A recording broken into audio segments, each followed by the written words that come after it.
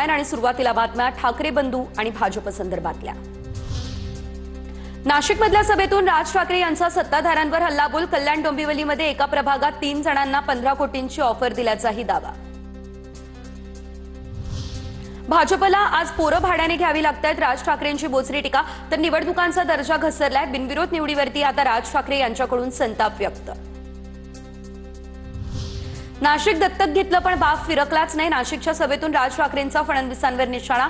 निवडणुकांच्या नावाखाली तपोवनमधील वृक्षतोड, कुंभमेळा आणि विकासावर सवालही केले उपस्थित।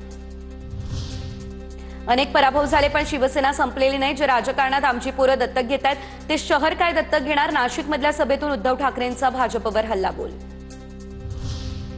भाजप हा दलालांचा पक्ष, उद्या रावणालाही पक्षात घेतील। भाजपमध्ये फक्त ईडी सीबीआय ग्रस्तांची भरती। उद्धव ठाकरेंचा भाजपवर हा जोरदार घणाघात। होय, आम्ही सत्तेसाठी एकत्र आलोय, मात्र सर्वसामान्यांसाठी ही सत्ता आम्हाला राबवायची आहे। सत्ता द्या, नाशिकमध्ये वैद्यकीय महाविद्यालय उभं करू। उद्धव ठाकरेंचं नाशिकमधल्या सभेमध्ये वक्तव्य।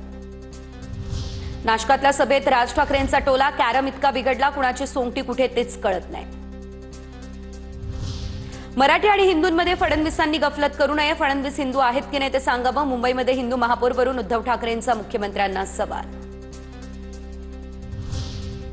उद्धव मामू सत्तेत आल्यास मुंबईचं मोहम्मद लँड करणार। महायुती सत्तेत आल्यास मुंबईचं बॉम्बे करतील। या उद्धव ठाकरेंच्या विधानाला नितेश राणे यांनी दिलं उत्तर।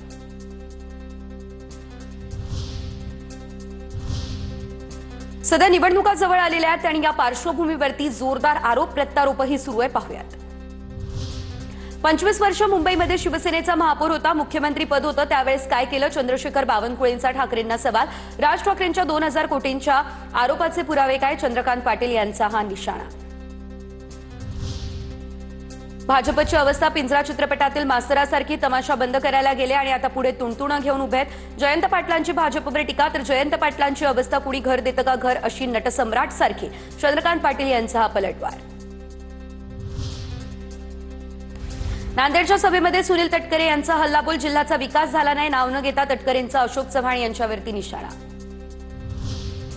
संभाजीनगरमध्ये कुणाचाही आधार न घेता भाजपचा महापौर बसणार। प्रत्येक पक्षाला आपापला महापौर बसवायचा आहे। संजय शिरसाट यांच्या वक्तव्यावर भागवत कराड यांची प्रतिक्रिया समोर। वसई विरार शिवसेनेचा झेंडा फडकणार। मंत्री प्रताप सरनाईक यांच्याकडून विश्वास व्यक्त। विकास कसा करायचा ते आमच्यावर सोडा, सरनाईक यांचं हे वक्तव्य।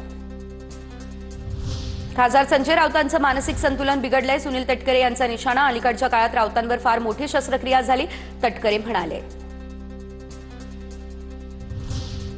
पिंपरीमधल्या 2 गरुडांची मक्तेदारी रॉकी भाई म्हणजे अजितदादा संपवणार। रोहित पवारांचा महेश लांडगे आणि शंकर जगताप यांच्यावर निशाणा। महेश लांडगे यांच्या टीकेनंतर रुपाली पाटील आक्रमक। आमच्या बांगड्या आमच्या स्वाभिमानाचं प्रतीक आहे। गुरुवरती डाव टाकण्याचा प्रयत्न केला तर लंगोट सोडून पळता भुई थोडी होईल। रुपाली पाटील यांची महेश लांडगे यांच्यावर टीका।